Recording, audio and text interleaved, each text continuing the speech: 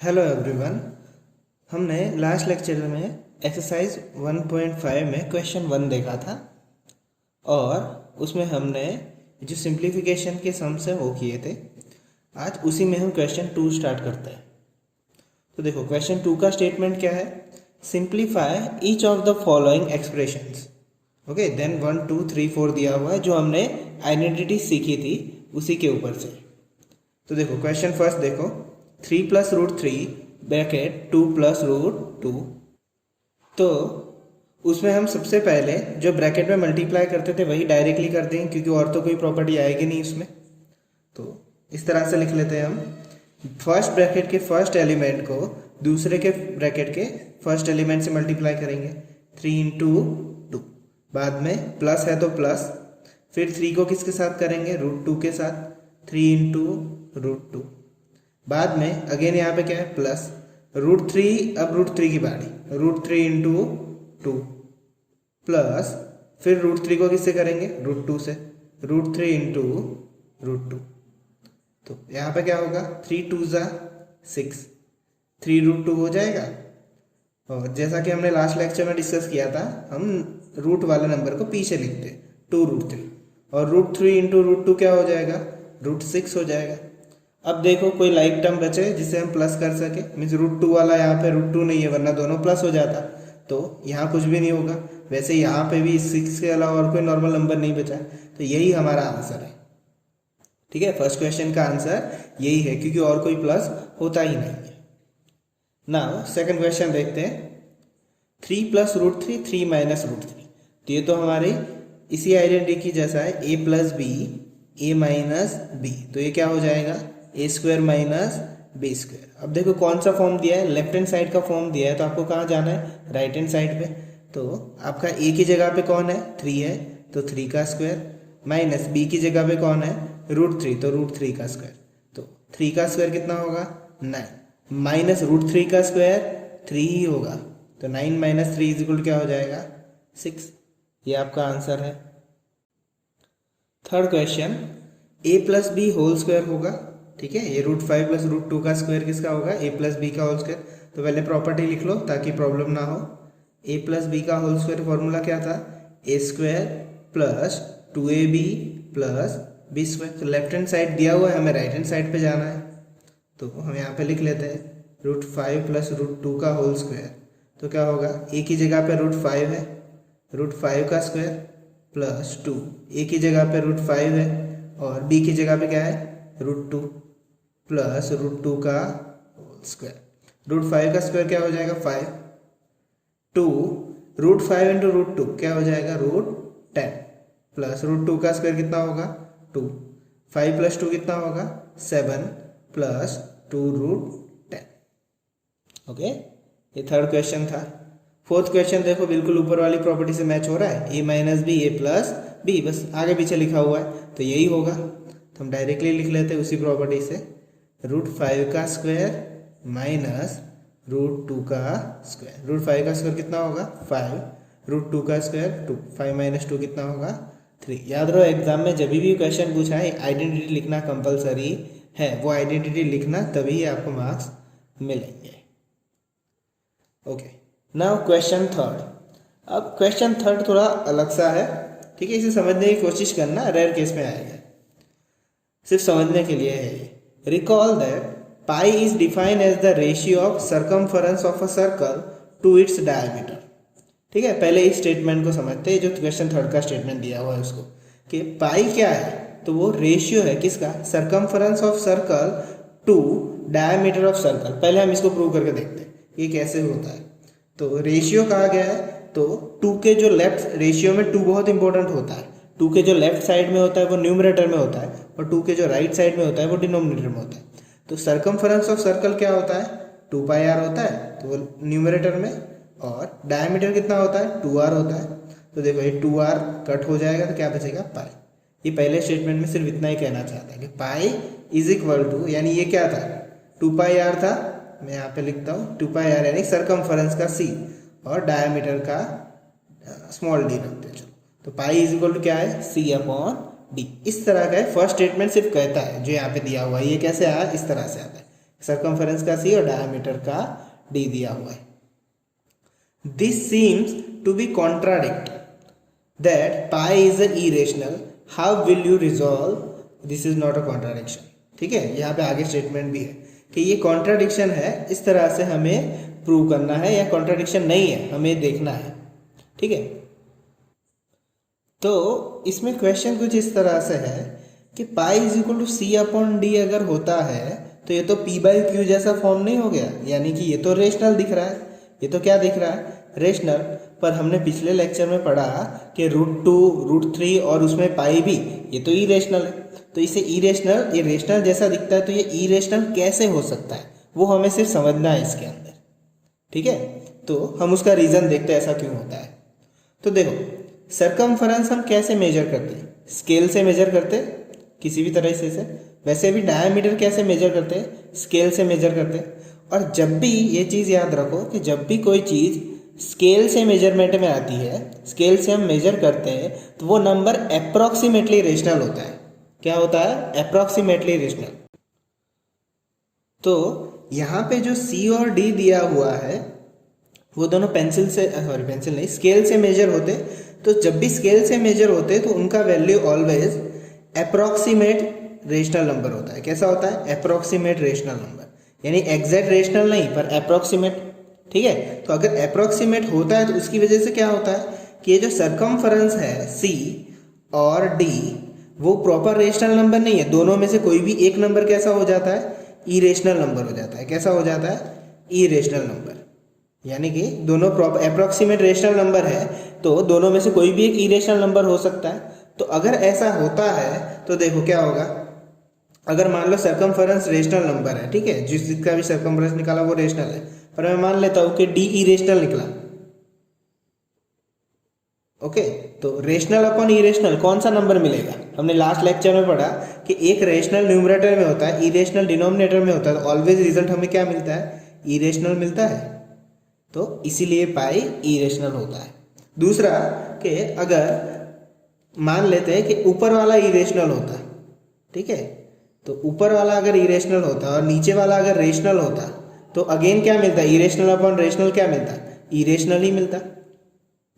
ठीक है, इसलिए यहाँ पे पाई कैसा होता है, इरेशनल होता है। आपको सिर्फ इतना ही लिखना है कि C और D कैसे है, अप्रॉक्सीमेट रेशनल है, देन C और D कोई भी एक दोनों में से इरेशनल नंबर हो सकता है। तो आपको सिर्फ इतना ही लिखना है। तो क्या ये कॉन्ट्राडिक्ट करेगा, तो वो कॉन्ट्राडिक्ट नहीं करेगा। जो क्वेश्चन है वो पाई ऑलवेज क्या रहेगा, इरेशनल रहेगा। पाई इज इरेशनल नंबर, इसलिए पाई यहाँ पे जस्ट जस्टिफाई करना है, एग्जाम पॉइंट ऑफ व्यू से नहीं है, पर फिर भी सिर्फ हमें समझ में देने के लिए दिया हुआ है। नाउ नेक्स्ट क्वेश्चन देखते हैं। अब हम एग्जाम्पल 17 देखेंगे। अब देखो मैं किस तरह से क्वेश्चन करवा रहा हूँ, हमने पहले एग्जाम्पल किए तो उसी से रिलेटेड एक्सरसाइज में क्वेश्चन देख लिए। अब वापस मैं एग्जाम्पल पे आया, उसी के रिलेटेड बाद में एक्सरसाइज में सम देखेंगे, यानी हम टॉपिक वाइज देख रहे हैं, ना कि क्वेश्चन है कि 17 के बाद 18 आएगा, 18 के बाद 19, इस तरह से नहीं। ठीक है, तो इसे अच्छे से देखो, कॉन्सेप्ट एकदम क्लियर हो जाएगा, कोई भी सम नहीं छूटेगा। अब ये नए सम यहाँ से स्टार्ट होता है कि थोड़ी अलग से क्वेश्चन देखो इसका, rationalise the denominator of then 1/√2 दिया हुआ है। तो बुक में सिर्फ 1/√2 का क्वेश्चन है, पर मैंने दो अपनी तरफ से समझाने के लिए रखे हुए एग्जाम्पल, ताकि आपको रेशनलाइज का कॉन्सेप्ट क्लियर हो जाए। अब रेशनलाइज का कॉन्सेप्ट अब आप इस तरह से कंपेयर कर सकते हो कि 8th स्टैंडर्ड में याद करो 2/-3 आता था ऐसे लिखने को, तो आप कैसे लिखते थे उसे, -2/3 लिखते। इस तरह से कुछ आप नेगेटिव को कहाँ रख देते थे, न्यूमरेटर में रख देते। अब वही चीज़ हम यहाँ पे करेंगे। रेशनलाइज का मतलब होता है अगर डिनोमिनेटर में √2 है या फिर कोई भी रूट वाला नंबर है तो हमें उसे डिनोमिनेटर में से हटाना है। ठीक है, जैसे हम नेगेटिव को नहीं ऊपर भेज देते थे, वैसे ही ये जो √2 है उसको हमें हटा देना है, नीचे डिनोमिनेटर में नहीं रखना है। ठीक है, तो वो हम कैसे करेंगे, तो देखो, तो पहला क्वेश्चन है आपका 1/√2, तो मुझे नीचे √2 नहीं चाहिए। ठीक है, तो मैं क्या करता हूँ, ये जो नीचे वाला नंबर है वही साइड में उसी नंबर से मल्टीप्लाई करता हूँ और उसी नंबर से डिवाइड करता हूँ। देखो मैंने क्या किया, ये जो नीचे वाला नंबर था वही ऊपर भी मल्टीप्लाई किया और नीचे भी मल्टीप्लाई किया, ठीक है, यानी कि ये इवेंचुअली कट हो जाएंगे तो यहाँ 1 का 1 ही रहेगा, ऐसा मैं कर सकता हूँ।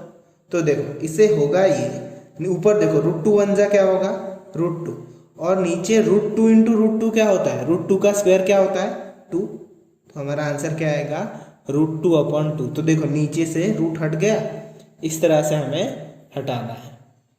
सेकंड क्वेश्चन देखो, 3/√5, हमें सिर्फ नीचे रूट हो तो ही प्रॉब्लम है, न्यूमरेटर में हो तो कोई प्रॉब्लम नहीं है। तो यहाँ पे हम कैसे लिख सकते हैं, √5 इंटू √5, जो नीचे वाला नंबर है वही ऊपर नीचे हमें मल्टीप्लाई करना है। तो 3 इंटू √5 कितना होगा 3√5, √5 इंटू √5 कितना होगा +5। ओके, थर्ड क्वेश्चन देखो,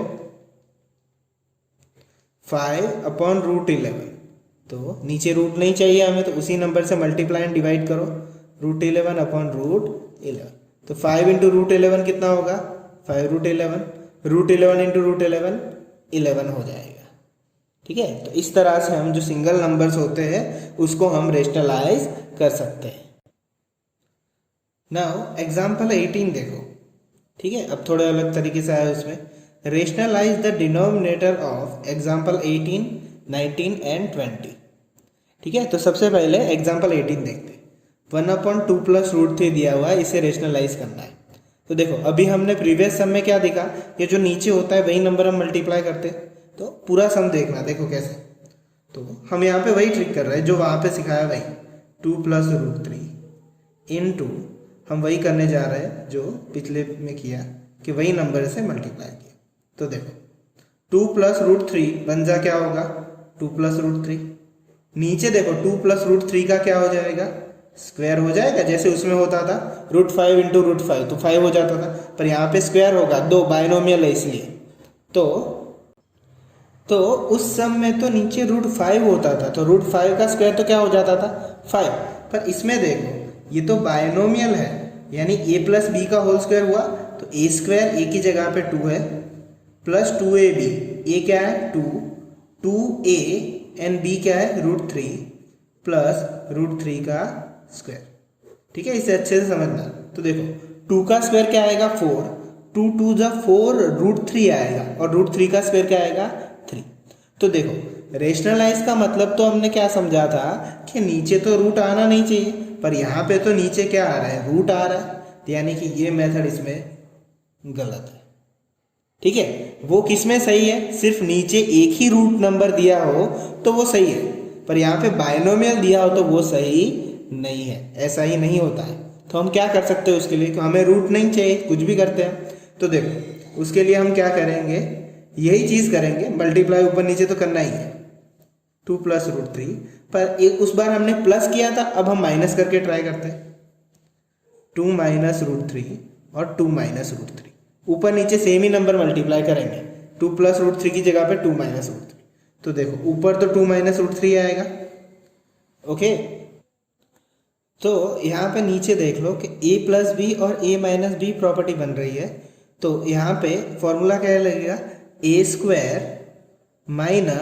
b² लगेगा, यानी कि यहाँ पे a + b a - b है, तो a² - b², b की जगह पे √3 a की जगह पे 2 है, तो यहाँ पे क्या होगा 2 - √3, नीचे 2 का स्क्वायर क्या हो जाएगा 4, √3 का स्क्वायर क्या हो जाएगा 3, तो 2 - √3 नीचे क्या होगा 4 - 3 1। तो ये हमारा सही है रेशनलाइज, क्योंकि नीचे डिनोमिनेटर में रूट नंबर नहीं आता है, तो हमारा आंसर सही है। तो यानी कि इन क्वेश्चंस में जो बाइनोमियल नीचे दिया हो तो उसमें हम क्या करेंगे, अगर यहाँ प्लस है तो यहाँ पे माइनस से मल्टीप्लाई करेंगे, अगर यहाँ पे माइनस होगा तो हम किससे करेंगे प्लस से करेंगे, ठीक है। ये समझाने के लिए किया था ताकि आपको पता चले कि कॉन्सेप्ट किस तरह से यूज होता है।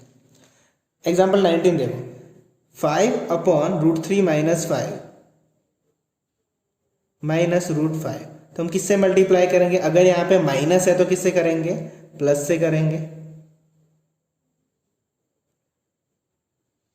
तो यहाँ पे ऊपर क्या होगा, एक मोनोमियल है एक बाइनोमियल है, तो ब्रैकेट से मल्टीप्लाई कर दो इस तरह से। नीचे क्या होगा a - b a + b, तो √3 का स्क्वायर माइनस √5 का स्क्वायर, इज इक्वल टू 5 को रूट 3 के साथ मल्टीप्लाई करो 5√3 प्लस 5 को रूट 5 के साथ करो 5√5। नीचे क्या होगा, √3 का स्क्वायर क्या हो जाएगा 3 एंड √5 का स्क्वायर 5। तो क्या बचेगा 5√3 प्लस 5√5, नीचे 3 माइनस 5 कितना रहेगा -2। ठीक है, तो नीचे -2 रहेगा, पर हम माइनस यहाँ पे रखते नहीं है, तो हम क्या कर लेंगे, यहाँ से माइनस हटा के हम ऊपर दे देंगे। ठीक है, तो हमारा आंसर क्या होगा, माइनस ब्रैकेट में 5√3 प्लस 5√5 डिवाइडेड बाय 2 होगा हमारा आंसर। ओके, और इसका बुक में आंसर कैसे दिया है वो भी एक बार देख लेते हैं कि बुक में ये वही आंसर है जो हमने लिखा है, परफेक्ट है, पर बुक में कुछ इस तरह से दिया हुआ है। ये जो 5 है उन्होंने बाहर ही रखा है और अंदर √3 प्लस √5 रखा है, और नीचे जो 3 माइनस 5 क्या आता 2 आता, तो वो 2 यहाँ पे रख दिया और माइनस इसको दे दिया।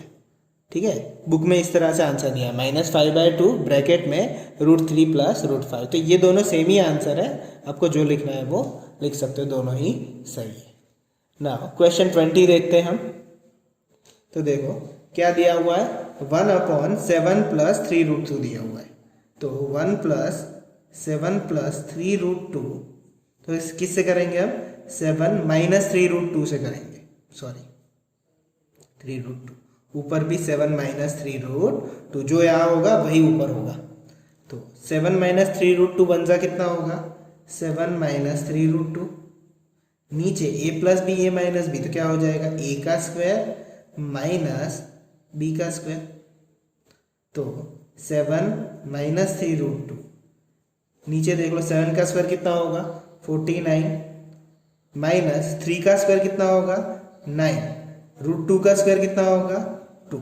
तो 7 - 3√2, 49 माइनस 9 2 कितना होगा 18, तो 7 - 3√2, 49 में से 18 जाएंगे तो 31। तो ये हमारा आंसर है 7 - 3√2/31। तो वैसे ही क्वेश्चन हमने अभी एग्जाम्पल में देखे। अब ऐसे ही क्वेश्चन हम एक्सरसाइज 1.5 में 5th क्वेश्चन ले, तो हम देखो लाइन में ले रहे हो इन क्वेश्चन को, सेम ही क्वेश्चन है।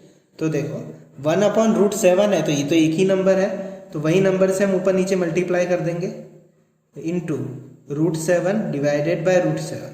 तो √7 बन जा कितना हो जाएगा √7 इंटू √7 कितना हो जाएगा 7। ये हमारा आंसर है। सेकंड क्वेश्चन देखो क्या दिया हुआ है, 1/√7 माइनस √6, बाइनोमियल वाला है, यानी कि हम इसे √7 प्लस √6 और √7 प्लस √6 से मल्टीप्लाई और डिवाइड करेंगे। तो ऊपर क्या हो जाएगा √7 प्लस √6 बन जा वही आ जाएगा जो है वो, नीचे a - b a + b, तो a का स्क्वायर √7 स्क्वायर माइनस √6 स्क्वायर, तो √7 प्लस √6, 7 का स्क्वायर, √7 का स्क्वायर कितना होगा 7, √6 का स्क्वायर 6, तो आंसर कितना आएगा √7 प्लस √6, 7 - 6 कितना होगा 1। ये हमारा आंसर होगा। उसके बाद थर्ड क्वेश्चन देखो 1/√5 प्लस 1/√2, तो उसे भी उसी तरह से करना है, इक्वल टू √5 प्लस √2, मल्टीप्लाई में करेंगे √5 माइनस √2, √5 माइनस √2, तो जहाँ पे यहाँ प्लस है तो यहाँ पे माइनस, √5 माइनस √2 बन जा √5 माइनस √2, और नीचे a + b a - b, तो √5 का स्क्वायर माइनस √2 का स्क्वायर, तो √5 माइनस √2, √5 का स्क्वायर क्या होगा 5, √2 का स्क्वायर 2 होगा, तो ऊपर √5 माइनस √2 बचेगा और नीचे 5 - 2 3 हो जाएगा। ठीक है, इसको आप अलग अलग, ये यही हमारा आंसर है टेक्स्ट बुक के हिसाब से, पर इसको हम अलग अलग भी लिख सकते हैं। कुछ RD शर्मा RS वगैरह में लिखा होता है, इसको ऐसे अलग अलग डिनोमिनेटर में दे दो तो ऐसा भी होता है, √5/√3 एंड √2/3, अलग अलग हम ऐसे लिख सकते हैं अगर MCQ टाइप्स क्वेश्चन हो तो। ना फोर्थ क्वेश्चन देखो, उसी क्वेश्चन में क्या दिया हुआ है 1/√7 माइनस 2, कोई भी इरेशनल नंबर दिया है, यहाँ माइनस है तो बाजू में उसके साथ प्लस से मल्टीप्लाई एंड डिवाइड कर देना है। तो 1/√7 minus 2 into √7 plus 2 upon root 7 plus 2। तो रूट 7 प्लस 2 बन जा कितना होगा, रूट 7 प्लस 2, ए माइनस बी, ए प्लस बी, तो ए का स्क्वायर माइनस बी का स्क्वायर, तो रूट 7 प्लस 2, रूट 7 का स्क्वायर कितना होगा 7, 2 का स्क्वायर कितना होगा 4, तो ऊपर क्या रहेगा रूट 7 प्लस 2, 7 माइनस 4 कितना हो जाएगा 3। तो ये हमारा आंसर है रूट 7 प्लस 2 अपॉन 3। और इसी के साथ हमने एक्सरसाइज 1.5 के सारे क्वेश्चन कर लिए सिवाय एक क्वेश्चन के। एक है क्वेश्चन, 4th क्वेश्चन है आई थिंक, जो नंबर लाइन पे ड्रॉ करना है इरेशनल नंबर को, वो हम बाद में करेंगे क्योंकि उसके जैसे क्वेश्चन हमने पीछे छोड़े हुए हैं, ठीक है। तो वो हम जब एक्सरसाइज 1.6 फिनिश करेंगे उसके बाद में वो अलग से टॉपिक लेंगे, क्योंकि कुछ स्कूल में वो यूटी में हटा ही देते हैं, इसलिए वो लास्ट में रखा है। तो पहले जो इंपॉर्टेंट चीज़ें हैं कंपलसरी वो हम कर रहे हैं, ठीक है। और एक और चीज़ इसके ऊपर से कि हम हमारा जो नेक्स्ट टॉपिक होगा वो रूल्स ऑफ एक्सपोनेंट के हिसाब से होगा, यानी कि ये जो आप ऑलरेडी 8 में पढ़ के आए हो वही चैप्टर है, उसी के हिसाब से एक एक्सरसाइज दी गई है यहाँ पे कि जो एक्सपोनेंट्स के रूल थे आपको सिर्फ एक बार रिवाइज करवा देता हूँ, इसे अच्छे से रिमेंबर कर लेना क्योंकि नेक्स्ट लेक्चर में इसी के रिलेटेड बात होगी। तो देखो, अगर बेस सेम हो और अगर पावर डिफरेंट हो A raise to M into A raise to N, तो क्या हो जाएगा A raise to M plus N. इसकी जगह पे आपने X raise to A into X raise to B में पढ़ा होगा फॉर्मूला, कोई फर्क नहीं पड़ता है, X raise to A plus B हो जाएगा।